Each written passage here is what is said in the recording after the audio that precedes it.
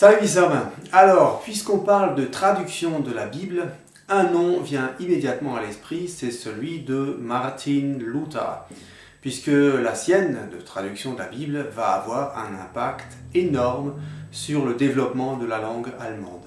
Mais il n'y a pas que lui.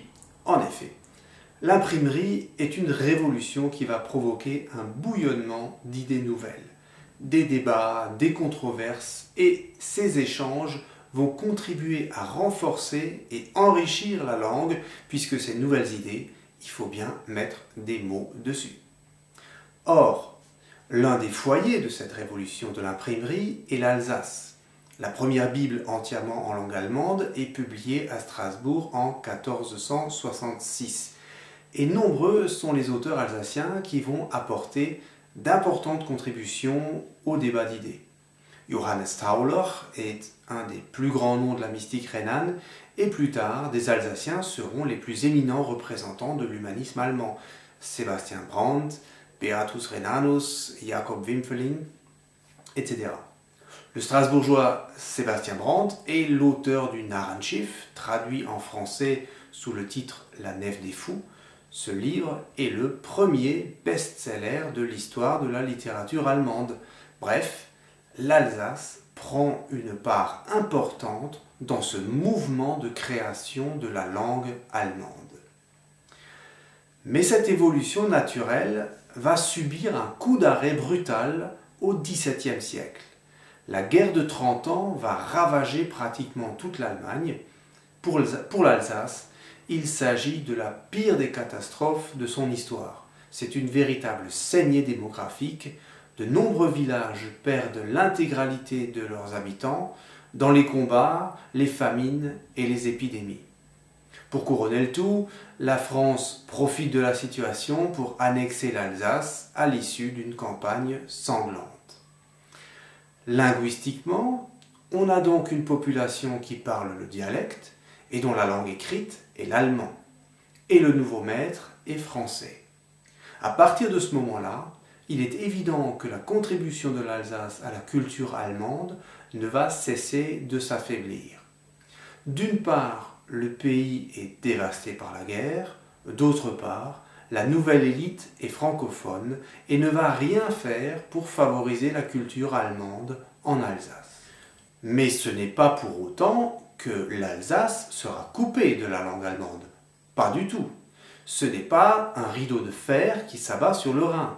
Ça, il faut bien le souligner, car c'est l'argument de certains défenseurs du dialecte qui disent « puisque l'Alsace a été coupée de l'Allemagne après la guerre de 30 ans, au XVIIe siècle, le dialecte alsacien d'aujourd'hui n'a plus grand-chose à voir avec de l'allemand. » Ceci est un argument fallacieux qui, hélas, trompe de nombreux Alsaciens. Pour commencer, ce sont des populations germanophones qui vont venir repeupler la région suite aux pertes subies pendant la guerre de 30 ans. Les gens viendront de Suisse, du Tyrol, de Bavière, du Palatinat, etc. Ensuite, les échanges avec l'Allemagne vont se poursuivre sur le plan économique, les échanges commerciaux, mais aussi sur le plan intellectuel et religieux. D'autant que la langue française aura beaucoup de mal à s'imposer en Alsace, et ce n'est que dans les années 1860 qu'elle va commencer à toucher véritablement toutes les couches de la population alsacienne. En attendant, un grand nombre de savants, de chercheurs et d'auteurs alsaciens seront exclusivement germanophones, et ce n'est que petit à petit que les classes aisées deviendront bilingues. Le sommet de la double culture est atteint au XIXe siècle avec des intellectuels qui sont aussi à l'aise en milieu francophone qu'en milieu germanophone.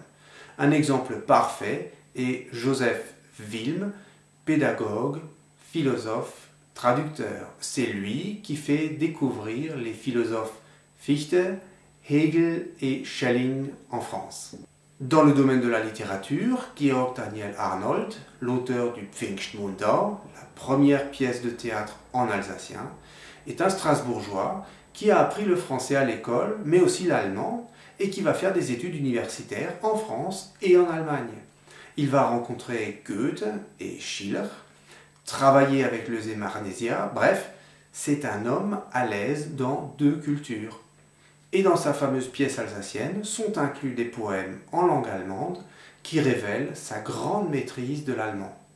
Je te mettrai ces poèmes en lien puisque je me suis fait le plaisir de les enregistrer sur Evemine. Le poète Karl Friedrich Hartmann, qu'Auguste Wackenheim classe parmi les fondateurs de la littérature dialectale, présente dans ses œuvres complètes bien plus de poèmes de langue allemande standard que de poèmes en alsacien. Les voici, ces œuvres. Alsatische Seitenklänge. En titre de chapitre, on peut lire Vaterland, la patrie. Il s'agit bien de la France. Et pour ceux qui auraient un doute, voici en face de la page titre un bleu, blanc, rouge. Il n'y a pas un mot de français dans tout le bouquin. Un peu d'alsacien, beaucoup d'allemand, mais on ne peut pas faire plus patriote que lui. Il évoque les gloires françaises et puis il y a tout un chapitre où il s'adresse aux Allemands en leur disant en substance « Nous sommes frères, frères humains, frères de culture, mais ne dites rien contre la France parce qu'alors là, je ne vous connais plus. » Les frères Stoeber, qui font partie du panthéon des poètes alsaciens, Adolf Stoeber est l'auteur de la première version du Hans im Schnogeloch. Ensemble, ils ont collecté les contes et légendes d'Alsace auprès des habitants. Eh bien, ces hommes ont publié tous leurs articles en allemand.